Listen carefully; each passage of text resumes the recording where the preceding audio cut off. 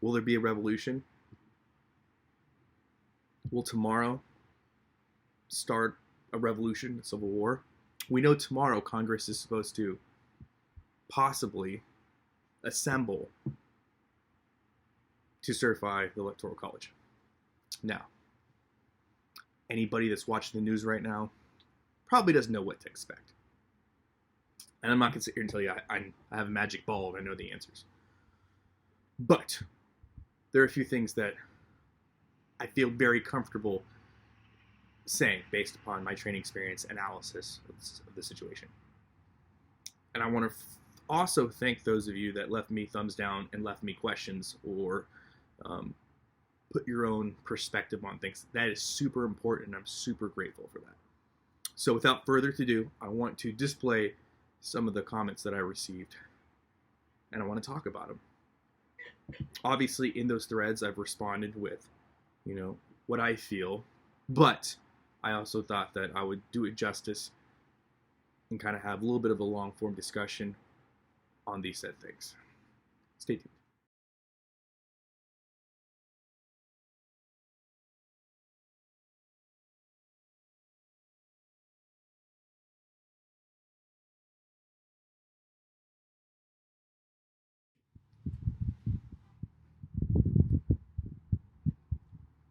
These Java cigars are amazing, by the way. So, you guys have seen the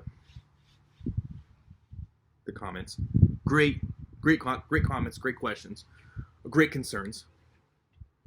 But I feel like we are missing a lot of nuance with this perception that just because people are upset, they're mad, they're confused about the political environment, they feel overwhelmed, they feel even disenfranchised, right? That somehow that's going to lead to an organized response. We'll just call it that because there's so many different words that are floating out there that mean the same thing. The fact that they think there's going to be an organized response, right? And it goes down to, for me, it comes down to this.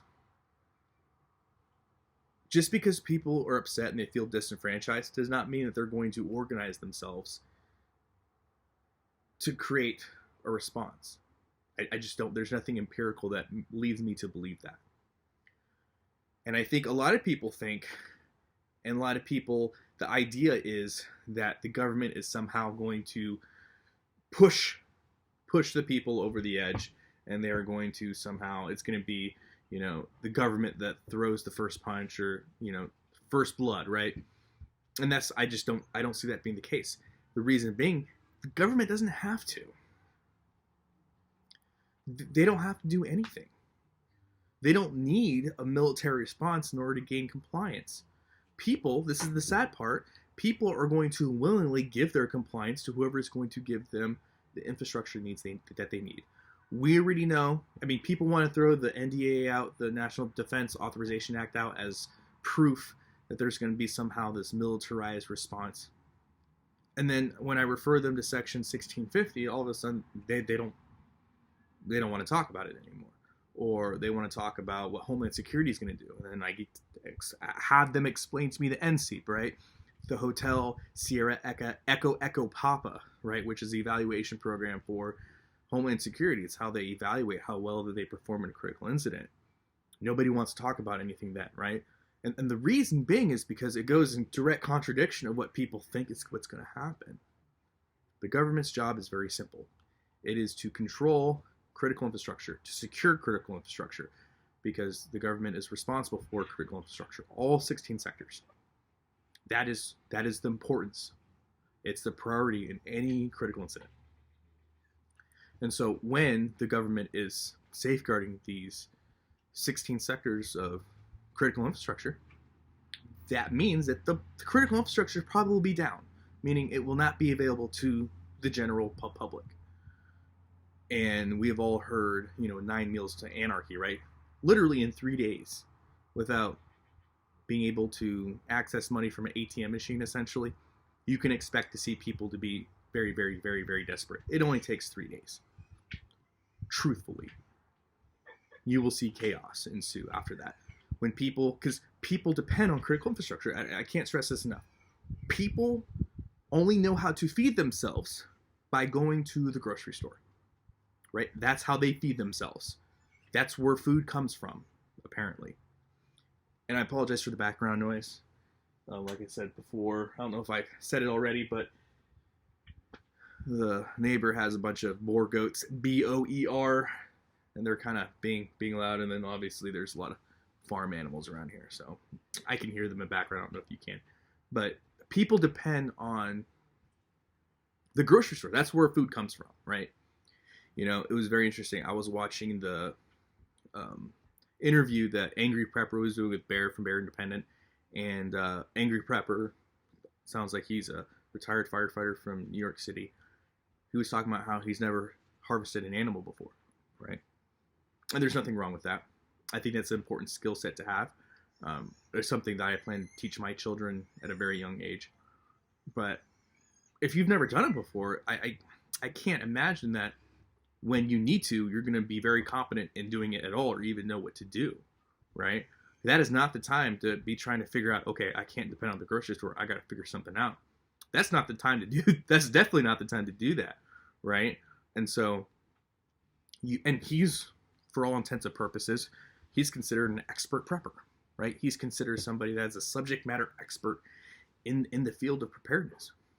And so the truth really comes down to critical infrastructure is so important that without it, people can't survive in modern day 2020 or 2021. In this modern world, people can't survive if they don't have water coming from the tap, if they don't have the ability to turn on a light, flipping a switch, if they can't go to the grocery store to get food, etc.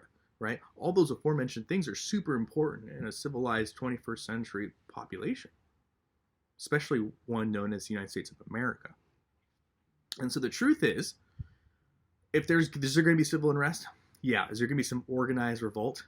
No. People are too dependent on the system. And it doesn't require the military to do any, or the government to do anything doesn't require them to do anything outside of what they're already going to do. Secure critical infrastructure and then allocate those resources as they see fit. That is going to be the name of the game. You heard it here first, folks. And this is based upon all the aforementioned publications that I've already talked about, and I will leave them again here in the description. That is what they're going to do. If you want to know what they're going to do, read what they say they're going to do. I believe them. They're going to safeguard critical infrastructure, and then they're going to allocate that critical infrastructure as they see fit. People are going to line up in compliance. It's only going to take 3 days, and they're going to line up wanting that critical infrastructure, wanting preppers included. You see all these prepper channels talking about, well, if it happens, you just need a OPSAC gray man, OPSAC wait in line like everybody else. You don't want anyone to think that you have supplies and preps. Everybody's going to toe the line. That is what they want you to, that is what they're hoping for. They're hoping for compliance based upon the fact that you need things. Yes, is there going to be civil unrest? Yes, all that stuff's going to happen. If anything, I feel like if there are outliers, right? Let's say there are some people that decide, some lamos that are going to decide they're going to do something stupid, right? What's the narrative going to be? The narrative is going to be, look at these crazy extremists, and they're hurting you guys, right? These crazy extremists did something stupid, and now that means that the people in this area are not going to have access to food and water until we can regain control of the situation. So what's going to happen? All these pissed off people that were depending on those supplies, on that critical infrastructure, aren't going to have it. And now these so-called revolutionaries, right, are going to not only have the attention of the government that's trying to allocate resources, but they're going to have attention of all their fellow countrymen as well. Tell you what, it's not a place I want to be in, right? Somebody brought up in the comment section about, hey, the government, we saw how effective the military was in the Middle East and this and that and the other. It's a good point to bring up, right?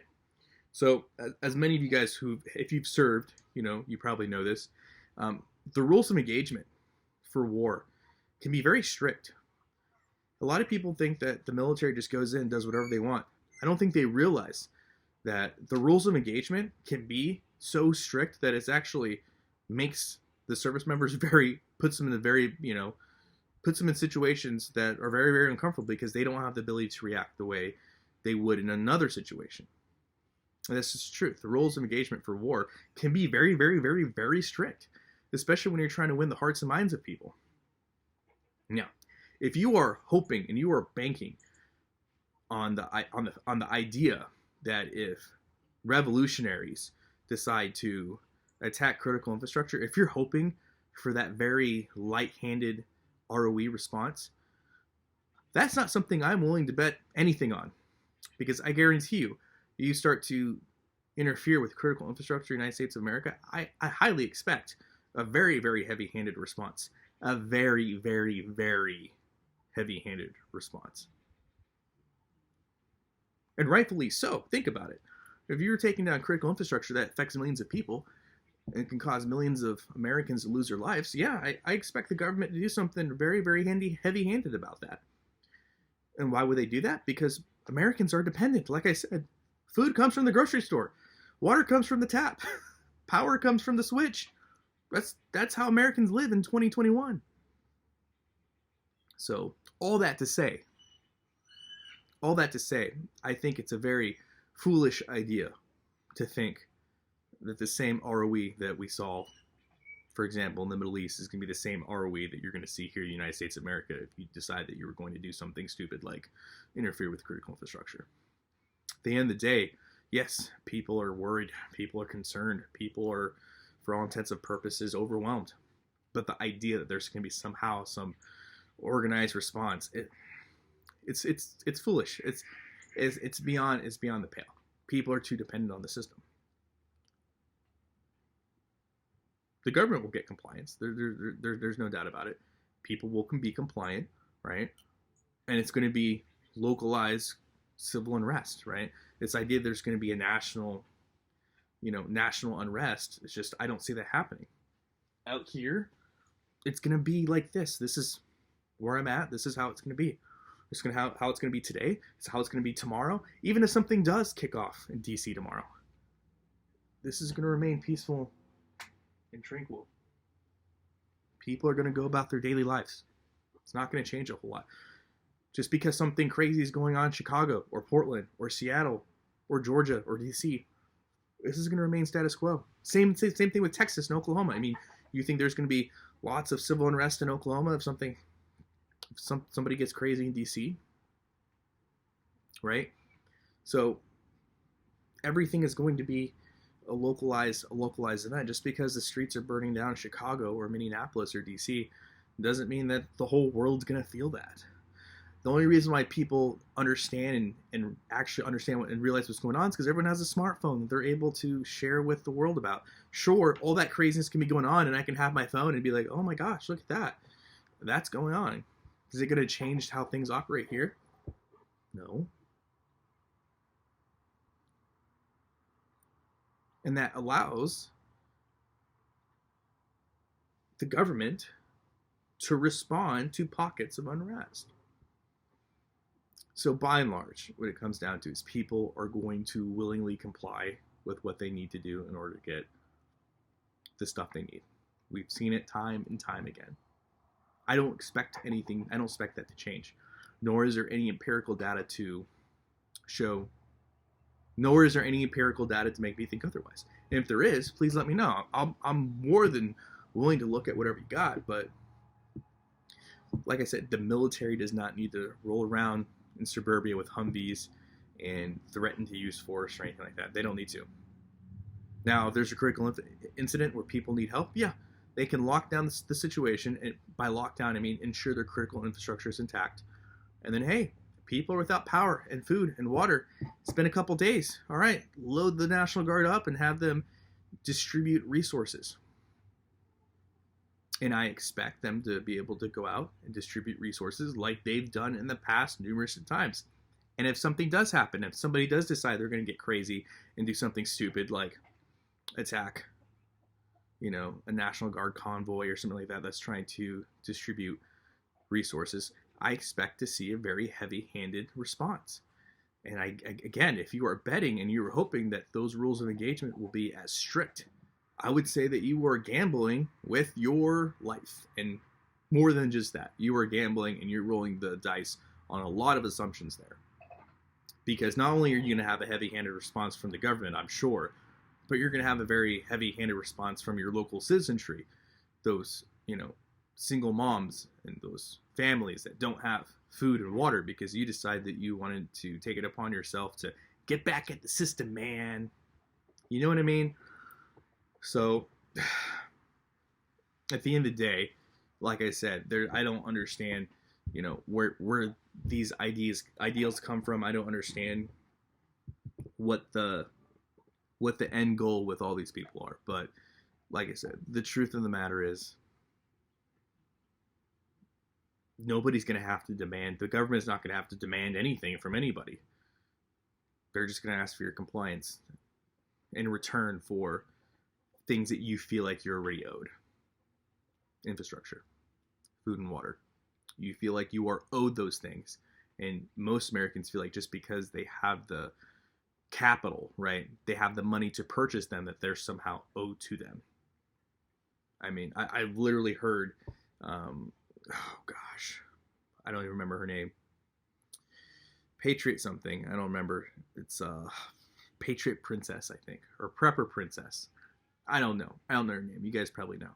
I remember watching a video where she said that she believes that internet is a right. Whether I agree or disagree is irrelevant.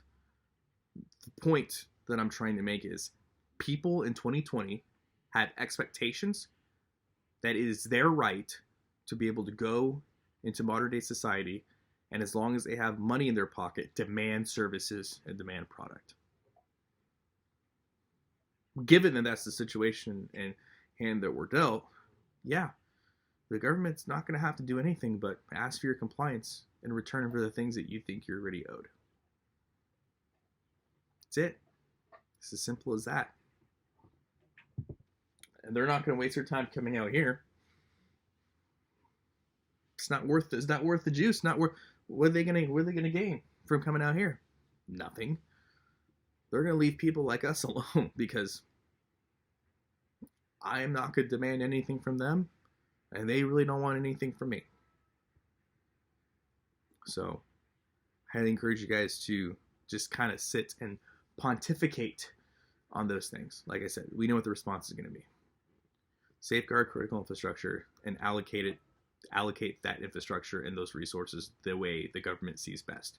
And remember, that same government that is going to be in charge of doing that will also be the same government that is in charge of the post office, same government that responded to Hurricane Katrina, Hurricane Irma, Hurricane Michael,